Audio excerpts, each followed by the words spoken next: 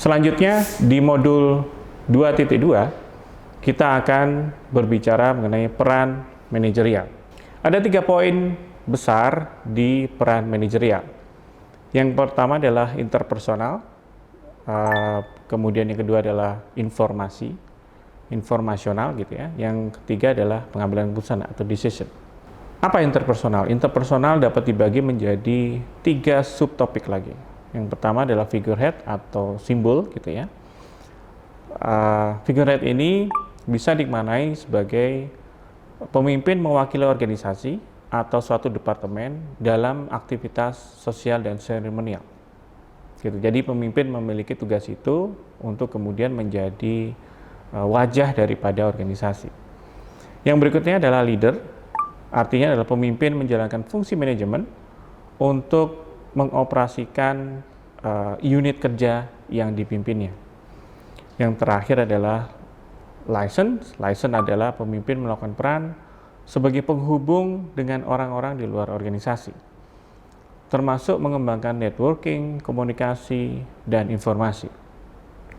Untuk poin ketiga, informasional, manajer memiliki peran yang disebut sebagai monitor role atau bisa dikatakan mengumpulkan informasi, menganalisis untuk tujuan penyelesaian masalah. Yang berikutnya adalah disseminator role yang bisa dipahami sebagai peran pemimpin dalam menyampaikan informasi yang ada secara luas kepada anggota organisasi yang dipimpinnya. Yang berikutnya adalah spokesperson atau juru bicara gitu ya. Pemimpin menjadi juru bicara bagi stakeholder yang di luar organisasi. Nah, pemimpin tentu memiliki banyak informasi yang harus di-share ke stakeholder karena mereka pemangku kepentingan. Poin ketiga adalah decisional. Decisional ini ada 4 subpoin, yaitu peran menjadi entrepreneurship, yang artinya melakukan inovasi dan inisiasi dalam perubahan di organisasi.